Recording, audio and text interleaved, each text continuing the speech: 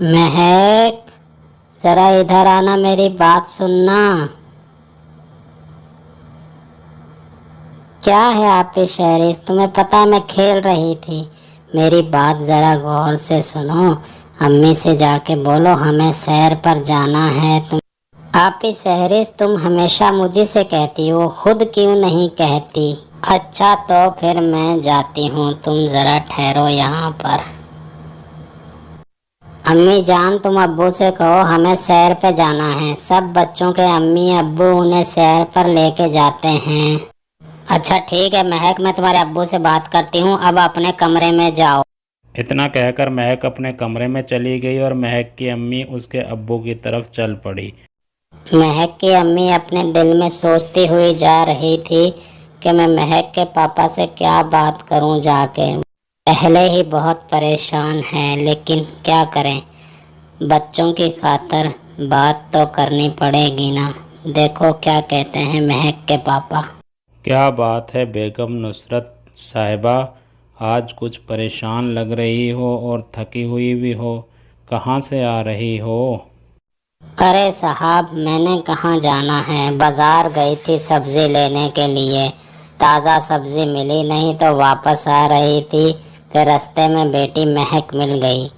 وہ کہہ رہی تھی کہ سب کے بچے پاپا اور مما بچوں کو سیر پر لے کے جاتے ہیں، آپ کبھی بھی ہمیں سیر پر نہیں لے کے گئے، تو پاپا سے بات کرو ہمیں سیر پر لے کے جائے۔ ہر دفعہ وہ کچھ نہ کچھ کہہ کے منع کر۔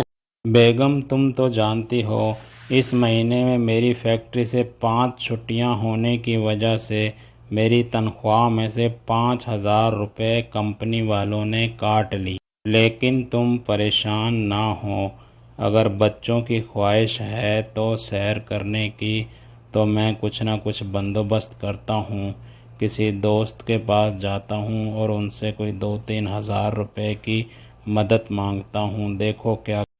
بیگم سے اتنا کہہ کر میں اپنے دوستوں کی طرف چل پڑا اور رستے میں دماغ میں 1000 قسم کے خیالات آ رہے تھے کہ شاید مدد کریں گے یا نہیں کریں گے، میں بولوں گا اور تو بھی مدد نہ کی تو پھر۔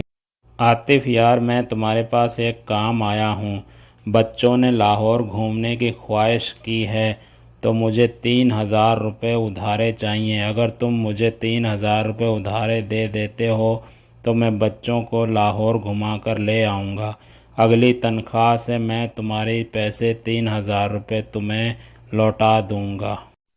یار شاہد، تم تو جانتے ہو میں بھی تمہارے ساتھ ہی فیکٹری میں کام کرتا ہوں، میری بھی اس مہینے 4-5 چھٹیاں ہو گئی تھی، جس کی وجہ سے کمپنی والوں نے میرے بھی پیسے کاٹ لیے۔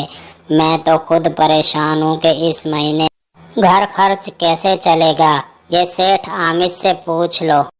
سیٹھ عامر، آپ نے میری بات تو سن لی ہوگی، مجھے 3,000 روپے کی سخت ضرورت ہے، بچوں کو گھمانے کے لیے لاہور لے کے جانا ہے۔ اگر تم مجھے دے دو گے تو میں تنخواہ ملتے ہی تمہارے پیسے لوٹا دوں گا۔ شاہد بھائی، تم تو جانتے ہو میں ایک بنیا ہوں اور بغیر مطلب کے کسی کو کچھ نہیں دیتا۔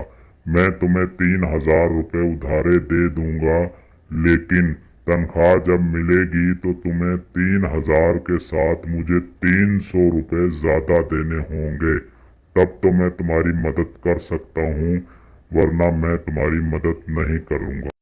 ٹھیک ہے عامر سیٹھ، میں جب تنخواہ ملے گی تمہارے 3,000 کے ساتھ تمہیں 300 روپے زیادہ دوں گا، بچوں کی خوشی سے بڑھ کر میرے لیے اور کچھ نہیں۔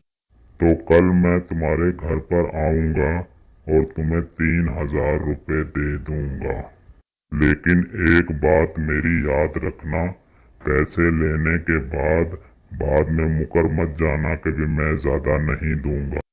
ٹھیک ہے عامر سیٹھ، میں انشاءاللہ اپنے وعدے پر پورا اتروں گا اور کل مغرب کے بعد میں تمہارا اپنے گھر پر انتظار کروں گا، پیسے لے کے آ جانا۔ تو پھر ٹھیک ہے، اب میں چلتا ہوں۔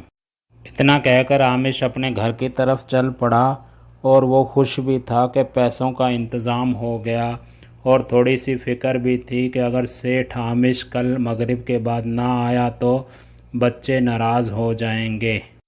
نصرت نے دیکھا کہ شاہد واپس آ گئے ہیں تو اب جا کے ان سے پوچھتی ہوں کہ پیسوں کا بندوبست ہوا ہے یا نہیں۔ کیا ہوا شاہد؟ پیسوں کا بندوبست ہوا ہے یا نہیں؟ بچیاں پھر سے مجھ سے پوچھ رہی تھی کہ پاپا کہاں گئے ہیں، ہمیں لاہور کب لے کر جائیں گے؟ میں نے انہیں کہا صبر کرو بیگم، پیسوں کا تو بندوبست ہو گیا۔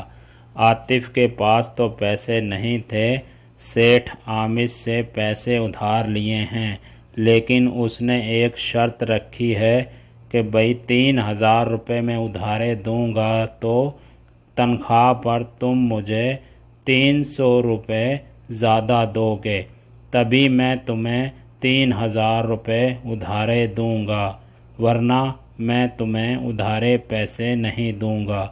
بچوں کی خاطر میں نے اس کی یہ شرط مان لی۔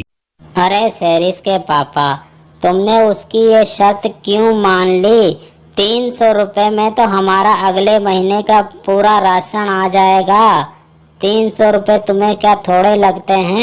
ٹھیک ہے، بچوں کی خوشی کے لیے تم نے یہ سب کچھ کیا ہے، لیکن میں بچیوں کو سمجھا دیتی کہ بیٹا اس مہینے پیسے نہیں ہیں، اگلے مہینے تمہارے ابو کی تنخواہ ملے گی تو پھر ہم لاہور گھومنے چلیں۔ اگلے دن سیٹھ عامش بغیر تاخیر کیے عامش کے گھر آ گیا اور آ کر بولا، یہ لو اپنے پیسے۔ اب مجھے اپنے وعدے پر قائم تھا اور تم بھی اپنے وعدے پر قائم رہنا بھول مت جانا۔ تو اب میں چلتا ہوں، اگلے مہینے جب تنخواہ تمہیں ملے گی تب میں اپنے پیسے لینے اور 300 روپے زیادہ لینے آؤں گا۔ بیگم نصرت، اگلی اتوار کو ہم لاہور گھومنے جا رہے ہیں، بچیوں کو مہک اور شیرس کو اچھے سے تیار کر دینا۔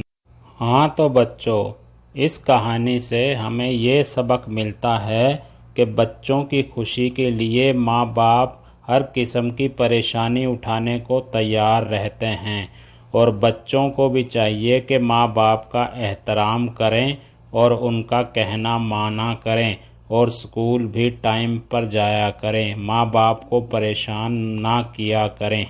تو ویور، اگر یہ ویڈیو ہماری آپ کو پسند آئی ہے تو ہمارے چینل کڈز کی دنیا کو سبسکرائب کریں اور لائک اور شیئر کریں، اور بیل آئیکن کے بٹن کو ضرور دبائیں، کیونکہ ہر نیو آنے والی ویڈیو کی نوٹیفیکیشن آپ کو سب سے پہلے موصول ہو جائے۔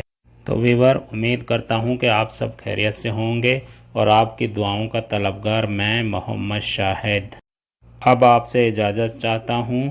اللہ حافظ، السلام علیکم، سدا خوش رہو بچوں۔